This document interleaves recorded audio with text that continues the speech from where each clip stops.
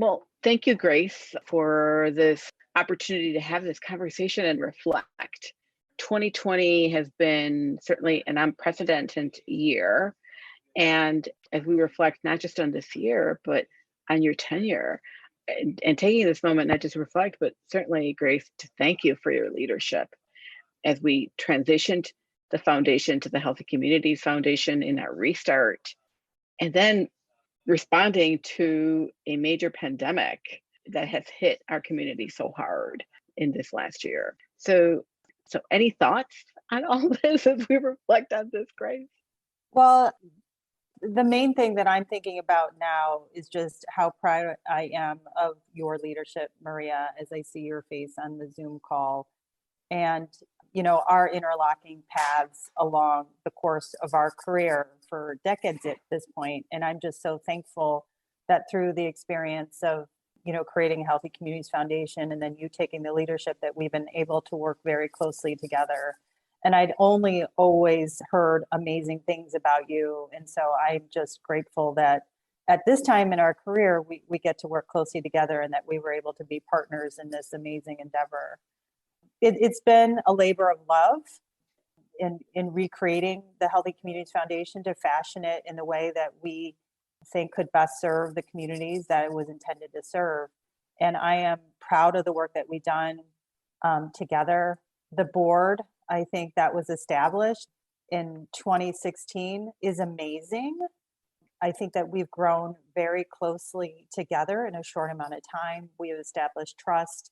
And I think this singular focus on creating one of the best foundations in our region, in our country, was an easy decision to make. And so if you keep that as your focus, everything else kind of falls in line. And I think that we brought only good intentions to the table. And so, being the chair of Healthy Communities Foundation was easy in that way because we all were there for the right reasons. So, there's so much to say about the response to the pandemic. Our personal lives have been disrupted greatly. Our work lives have been. And, I think about the Health and Human Services system, of course, a system that you and I have really grown up in, Maria, and have, dedicated our careers and our lives to this region. And so I think even though there has been so much heartache and we've seen the disproportionate impact on the communities that we've spent our entire careers devoted to being hardest hit, I think that the resiliency and the passion and the can-do spirit in impossible circumstances of the leaders in our sector, the human services sector, the health and human services sector, is just phenomenal. So I think that's what we need to continue to remember and to look at and recognize the heroic efforts of everybody during these really challenging times. Well, Grace, I want to thank you for your leadership in all of this and your vision. And as chair, really the refounding chair of our foundation as we restarted, and really guiding us in bringing your skill set and your values to this shared leadership approach, I think has created the beautiful spirit that is in place with our board. It's in a short period of time, create policies and systems from a governance perspective that is truly rooted in those values.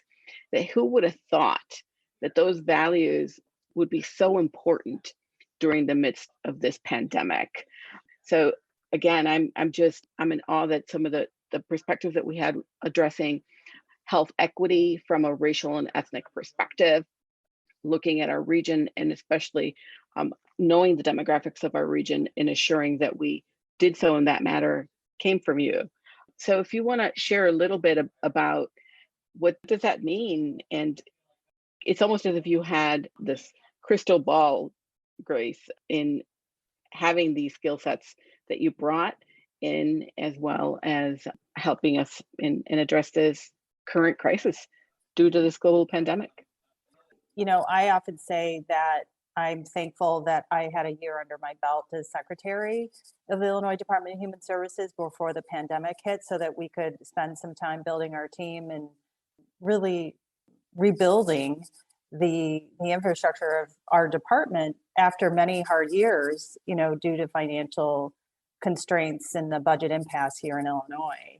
And I think that the same can be said of Healthy Communities Foundation in our, rebirth and our, repopulating the board and the leadership. And, we had a few years under our belt to do that, so that when the pandemic hit early this year, that we had a very strong constitution, right? And a very strong foundation of not just policies and procedures, but of trust. I think the most valuable thing that an organization can have, I think, in really challenging times is solid trust amongst its leadership and all of its team members, because you have to make hard decisions and big decisions in short amounts of time. And if you don't have that underlying trust and respect for each other, you can't do it, because then you question every decision and you question motives. And when there's a crisis, you have to make decisions fast. And the very definition of a crisis is that there aren't rules and procedures, right, necessarily, that can help govern things moving forward. And so I think that I have tried to focus as chair of the Healthy Communities Foundation. Number one is to develop trust and lasting relationships between us as board members, because that is the investment, right, that will reap rewards in the future. And I would say that is my number one job as a board chair, as I saw it, was to build trust within the board, with staff, with you, so that we could make the hard decisions. Because without that, you can be mediocre, right? You can make the easy decisions. You can just truck along and have the status quo. And I know that nobody who is associated with Healthy Communities Foundation wants just the status quo. And so I think that we were in a good position. Not that anybody would want a pandemic at any time in our lives, but we were well situated to really respond. And I think that the staff, led by you, you have an amazing team there, really listened to the community and then responded in the best way that we could. Thanks.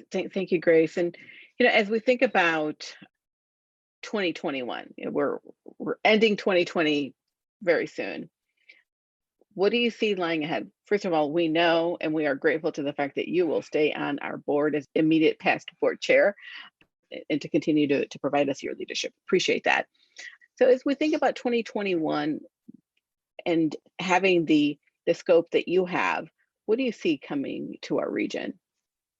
So I think obviously we are still in recovery, even as we see the light at the end of the tunnel with vaccines and increased testing, et cetera. But we're still in the middle of a very significant surge, right? And I know all of us are feeling it professionally, and more of our family members and loved ones are becoming infected and dealing with that. And so that continues to be very hard, I think, and that is going to continue to spill over into 2021.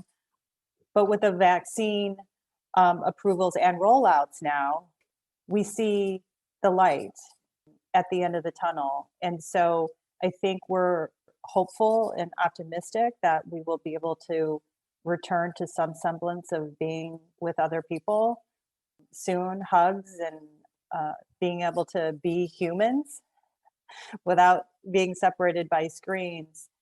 And I think that the human services system is going to be moving to the front lines of really dealing with the economic impact that this pandemic has had on the communities that have been hardest hit. And certainly our region, as we know, and as you have shared with all of us and continue to educate, has been of the hardest hit communities in the country.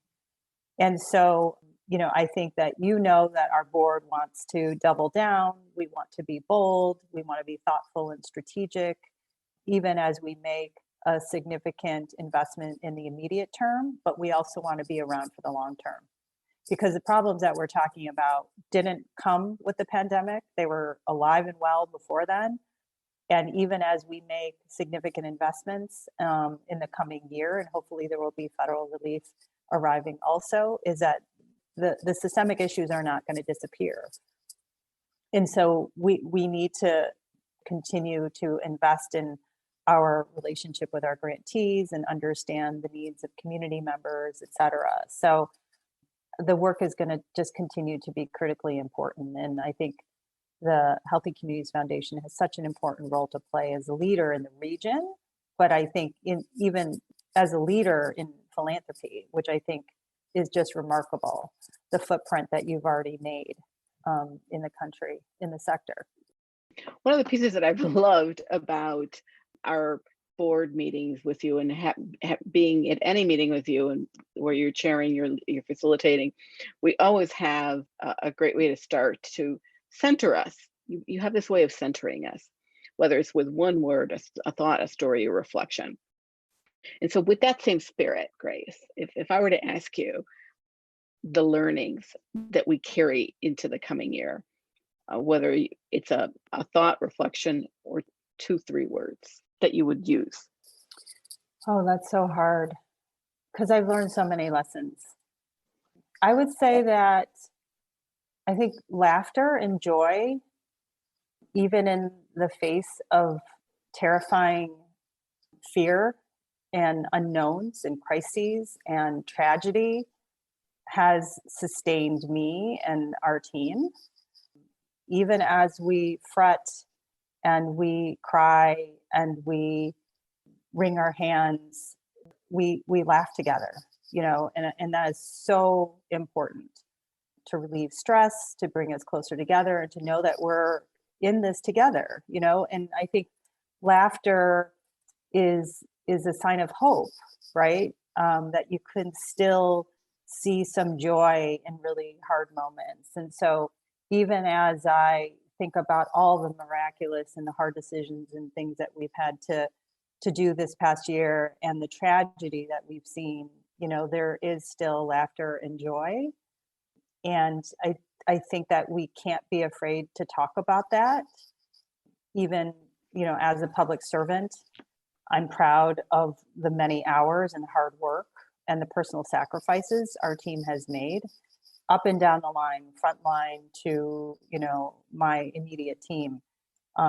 People have had to make decisions at work that impact their own personal lives.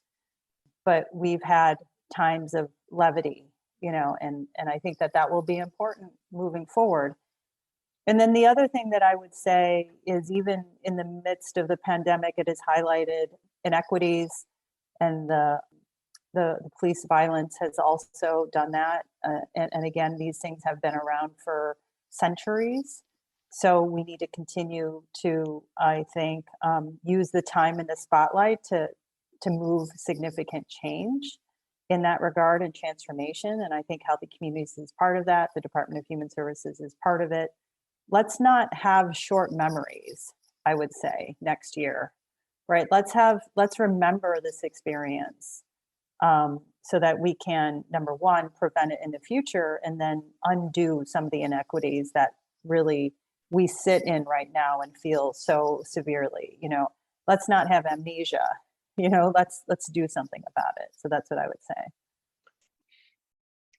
I think in this moment in time, with so much turmoil, I think that if anything, I've learned the importance of coming back to the center, and that nothing can be accomplished alone.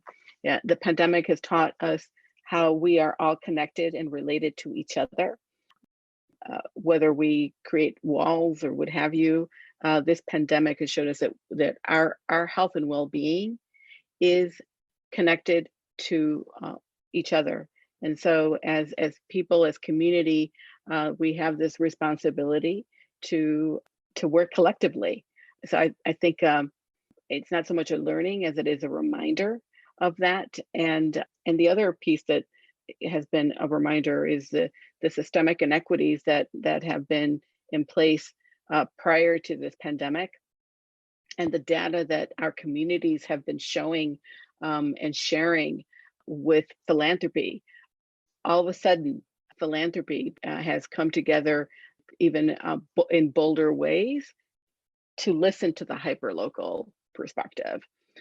So I think that has been a learning for philanthropy as a whole, to listen to individuals on the ground. The communities have the answers. I absolutely agree. And I think that is the spirit that drives the foundation. Yes, Yeah. absolutely. Absolutely. Yeah.